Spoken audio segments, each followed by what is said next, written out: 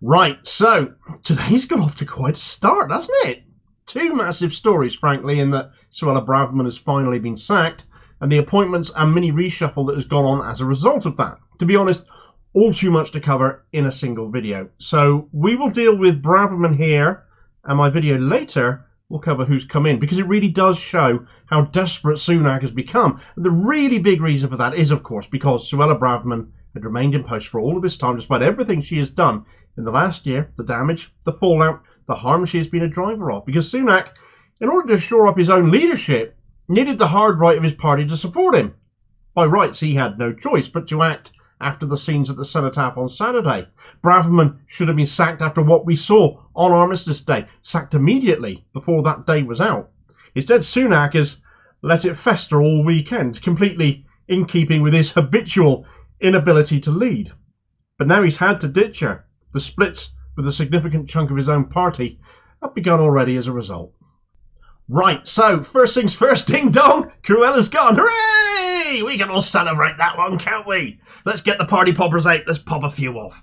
A day we were beginning to think would never come, would anything see this bloody woman removed from her post?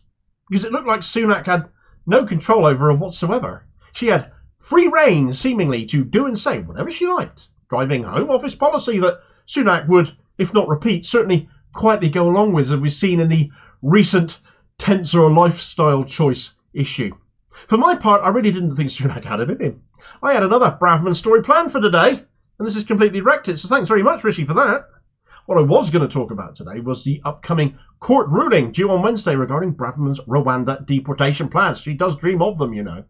The government are almost certainly going to lose that. But Braverman had cancelled all border force Christmas leave just the other month. So all the signs were there, and still are there actually. There's no saying her replacement will row back on this, that the Tories may seek to carry on regardless, ramming this through, court ruling or not. Certainly the signs were there by cancelling said leave, that Braverman was prepared to do that, and I felt that was certainly worth talking about. But we will now have to see what happens on Wednesday before delving into that story any further. The other rumour concerning this issue was that Braverman would of course resign if she didn't get her way on Wednesday. We will never know now. But if Sunak was aware of this, well, that might have helped him find his spine to act against her ahead of that, a couple of days early, to look all big and bad and hard and failing completely. I'm not convinced of it in any way, shape or form of that story, though. She has had ample opportunity to quit in disgrace for numerous reasons up until now. Sunak has had numerous reasons to sack her up until now, but hasn't. Let's not forget she originally did resign for breaching the ministerial code under Liz Truss, the whole Leaky Sue story, if you remember. She shared secure information, a draft written statement on migration deemed sensitive due to its implication on future immigration policy via her own private and far less secure email. She pulled a Hillary Clinton, just to refresh your memory. And she'd broken the ministerial code again under Sunak previously and didn't hint at leaving. And she's just spent her time staying in post, daring him to sack her seemingly instead, undermining the police finally being Sunak's reason for acting as she did most recently, breaking the ministerial code as she did. But she had also broken it back in May for trying to get civil servants, remember this story, to find a way to quash a speeding fine. Though a cynic might say Truss's time was up and Braverman jumped before getting soiled with the fallout of that farce of a government in that instance, and that's why she didn't resign over the speeding ticket. Let's take a look at Braverman's last year and some of the shit she's pulled that she's got away with, though, that Sunak has allowed her to carry on regardless after committing. She oversaw immigration centres like Manston Detention Centre fall apart to the point they were losing track of kids, and the place was being referred to as a concentration camp, such were the bad conditions there.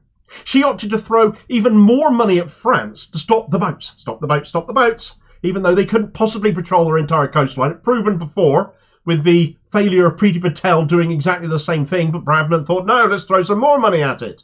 She's repeatedly claimed there are safe asylum routes for people, for example, fleeing Afghanistan, or, notably, where civil war broke out in Sudan back in April, despite there very not being any. She completely lied about all of that. She wanted to x-ray immigrant children, literally x-ray them, because she didn't believe all those claiming to be kids possibly could be. Some of them are bum fluff, they must be at least 24, and had to be told by the NHS there was no capacity for this. There was already a backlog, you see, and, well, there still is, isn't there? She once lectured a Holocaust survivor on what a refugee actually is. That takes some neck. She has accused refugees of smuggling drugs, of course. She's been embroiled in an expensive scandal too, when it turned out her parents let her stay rent-free at a house they owned in Braverman's constituency, because of course Suella Braverman doesn't live there, despite her claiming rent on expenses. She dreams of deportation, she told us, quite the twisted mind. Her Rwanda deportation scheme turning out to be a bit of a cash for humans scheme, and it turns out she had vested interest herself in the Rwandan state through a law charity that she'd set up along with Tony Blair's wife, Cherie. That was another breach of the ministerial code, incidentally, since she never declared any of that. She's so deeply unpleasant, she's been called all manner of things, but not least of which a racist bigot by parliamentary members of her own party.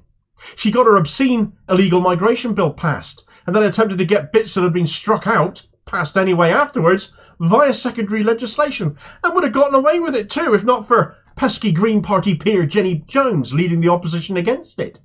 We've already seen her heavy-handedness when it comes to the Met, because the coronation, if you remember, became a bit of a circus, didn't it, of unjustified detentions and arrests, though the Met thankfully stood firm this time around regarding this weekend gone's Peace March. She wanted to keep refugees on prison barges and succeeded for a little while too. Two of these barges got turned away in Scotland and Liverpool, but the one that stayed turned out to be full of Legionella.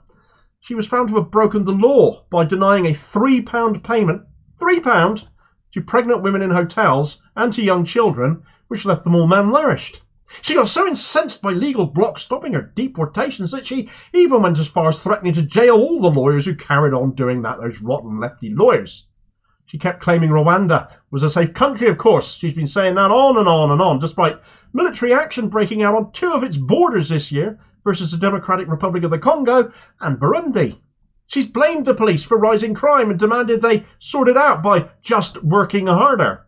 And she also interfered, of course, in a live court case where a police officer fatally shot an unarmed black man, thus adding to their workload further and also, again, breaching the ministerial code.